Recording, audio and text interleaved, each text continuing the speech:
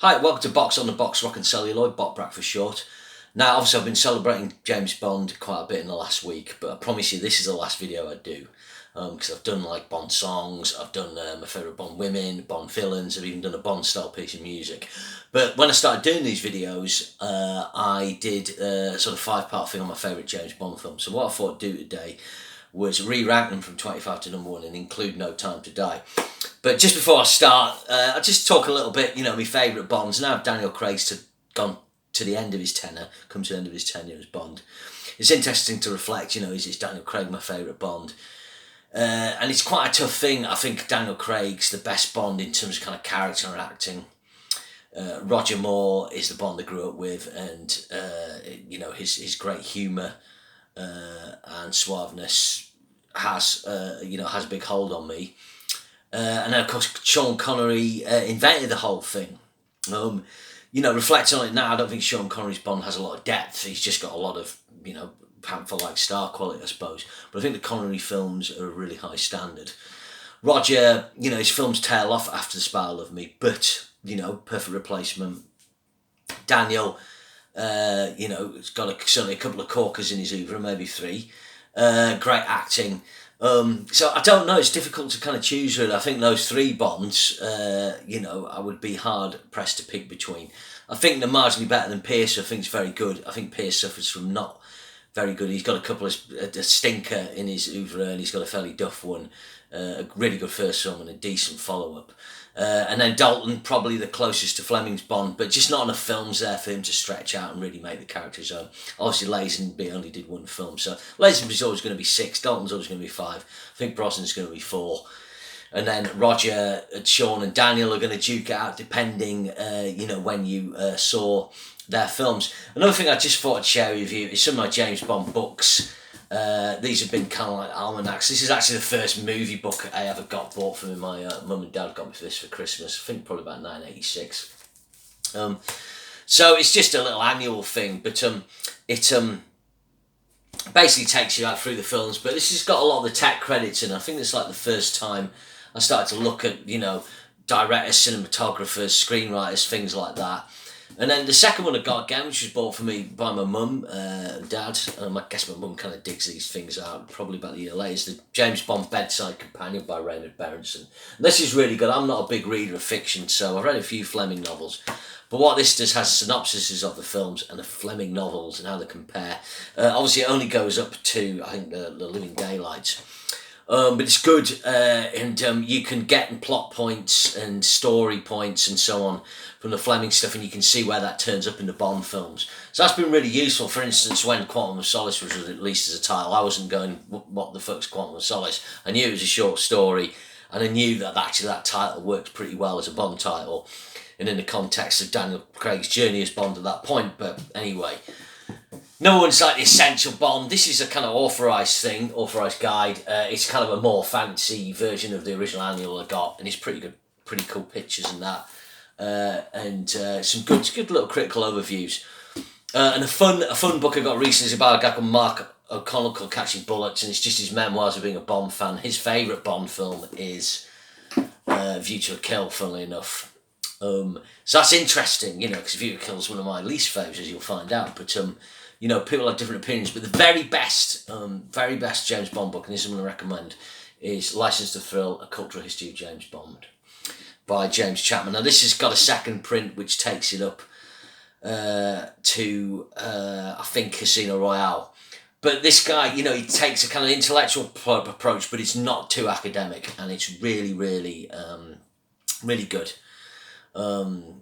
And he looks at interesting thematic things within the Bond films, like for instance the use of the Union Jack and patriotism within Bond, and what he calls the patriotic code, for instance. So sometimes in a Bond film they'll bring the kind of the Union Jack and the idea of Britishness to the foreground, like at the start of The Spy Love Me, or M's Bulldog in GoldenEye, or the coffins, not in GoldenEye, sorry, in Skyfall, in GoldenEye with the coffins with the British flags on, But other times, Britain's in decline, like in the capsized boat in Hong Kong, an empire colony that will probably lose power off to the Chinese, and so on. So it's interesting. It's worth checking out. But anyway, let's go back through my 25 Bonds. I shall just get the spreadsheet up.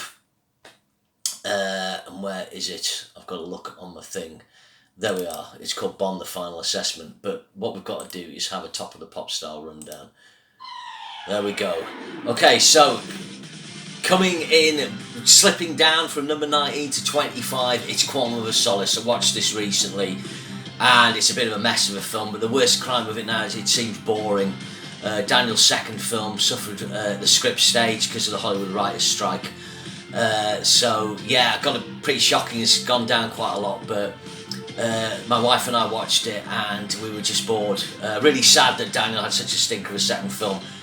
I watched something online saying it was better to watch it immediately after Casino Royale, which we did, but it actually made it worse for me because Casino Royale's so good. Okay, going down from number 23 to number 24 is Die Another Day, obviously another stinker. Really sad for Pierce Brosnan, and this will never go up the food chain, although it does have quite an exciting start, good credit sequence, and the initial first sort of third of it is pretty good. But Pierce deserved better as a final film. Really, it's let down by a ridiculous plot and really bad CGI and so on. Okay, moving up a place from 24 to number 23. This was bottom originally, A View to a Kill. You know, View to a Kill's a poor film, but it's got entertaining bits. Grace Jones, Christopher Walken, and the bit where he goes to Walken's mansion, and the great Patrick McNee as his sidekick at that point. Staying at 22, 5 out of 10 film. It's The World Is Not Enough. Again, like Die Another Day, has got a really good start. Great pre-credit sequence, good song, good music score.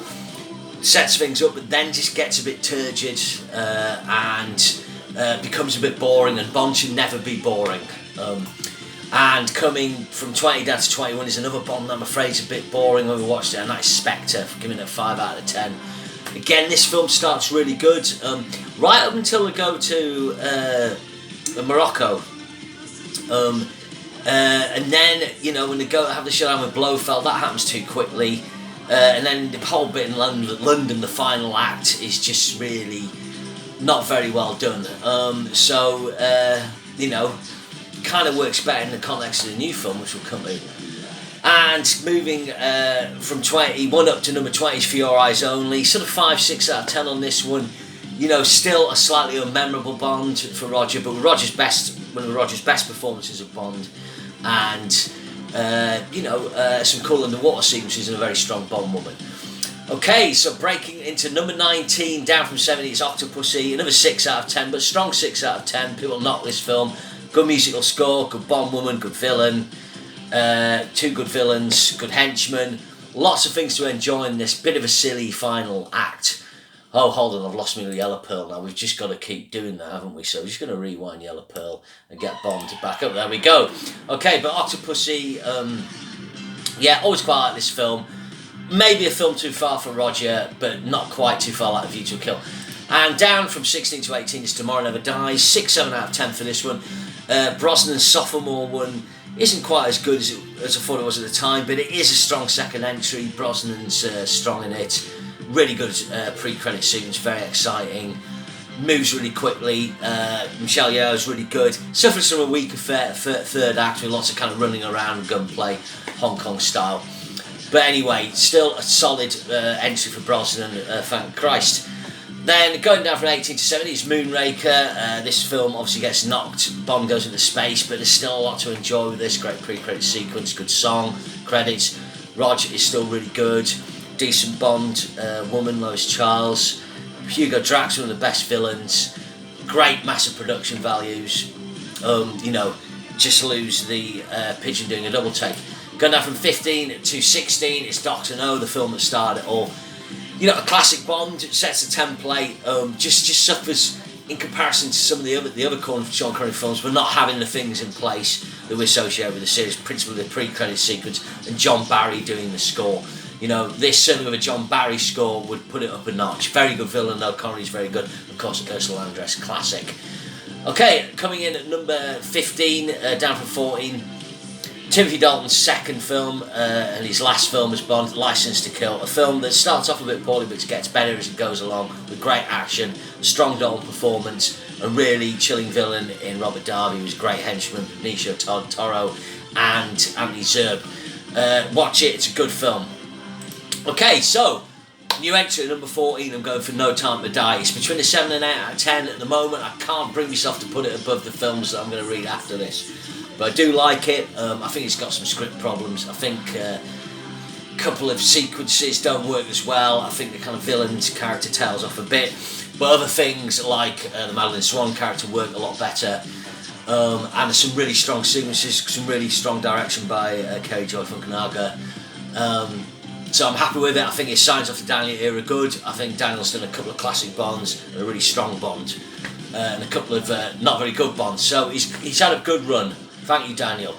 Coming in, staying at number 13, holding at number 13, it's The Living Daylights. You know, yeah, I kind of split the difference with this. I couldn't bring myself to put No Time to Die above this. You know, The Living Daylights, it's tight. You know, if it had a better villain, this would easily be in the top 10 as a Bond film. I think Dalton's really good and the Bond woman's good. It just needed better villains, better credits, you know, to go with the Aha song. Number 12, Connery's starting to get a bit bored at this time, but the spectacle's majestic. Staying at 12, it's come up again, brilliant. Yellow Pearl.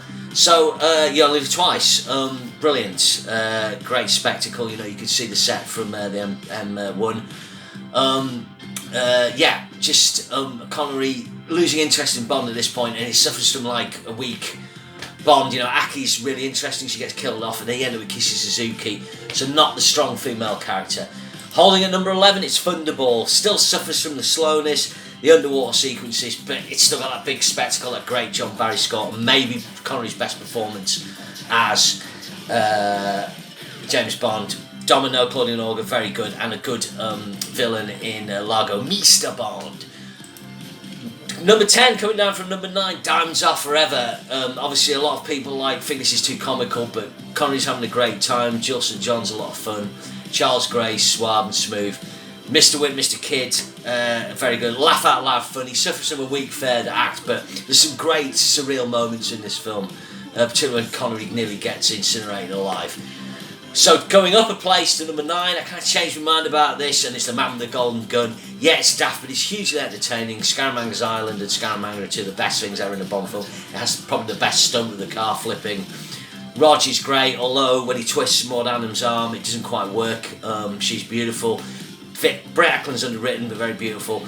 Cool musical score, good pre-credit sequence. Not a great song, but you know, I saw it when I was a kid, and yeah, Man with the Golden Gun. And moving down from number 6, but I still think this is really close to a premium, top-notch Bond, and it's GoldenEye. Pierce Brosnan ticks all the boxes. This just needed a better musical score and a stronger villain, but a really good 3-act structure.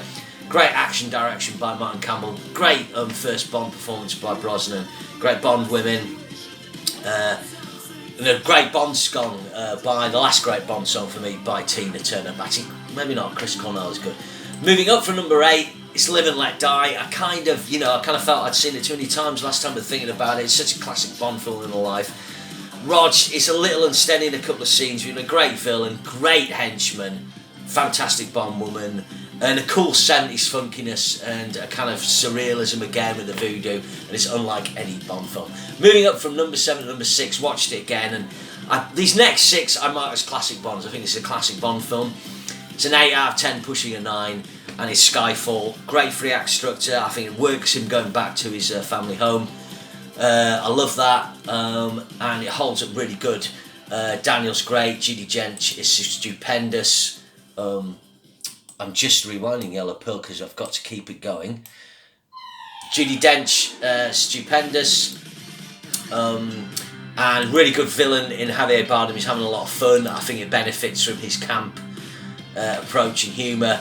So Skyfall, one of the 6 premium Bonds. Staying at number 5, it's Russia with Love.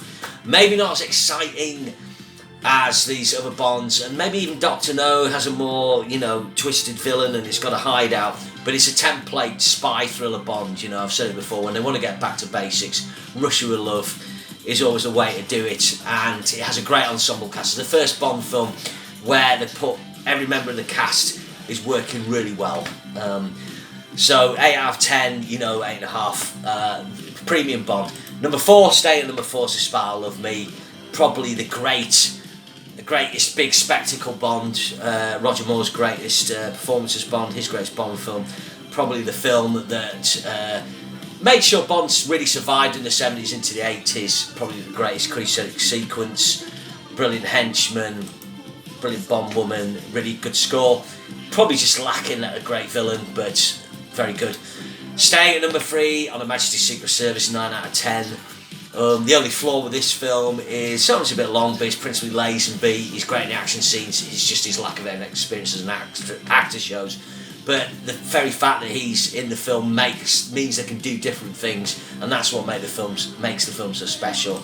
It still has some of the best images ever in a Bond film, the best musical score, theme music. One of the all-time great action adventure films. Number 2, staying at number 2, this was a hair's breadth ahead of On Her Majesty's Secret Service in its Casino Royale. Still think the third act's problematic, but if you watch Quantum of Solace, one of the uses of that film, it just kind of explained the whole thing with Vesper's lover and so on. But the first 2/3 before they go to Venice are just probably the greatest moments in James Bond. And it had a shot at being number 1, and number 1's still Goldfinger, still the definitive Bond film, and still the one with all the kind of totems and classic tropes of a Bond film, with Connery at his majestic best. Okay, so that's it. There's my top 25 Bond films. I hope you enjoyed that. I'm going to stop Yellow Pearl now. For the uninitiated, Yellow Pearl by Phil Lynott was the top of the Pops theme in the 1980s. So there we go. That is my James Bond films. Hope you enjoyed that, and I'll see you again soon. Thank you very much.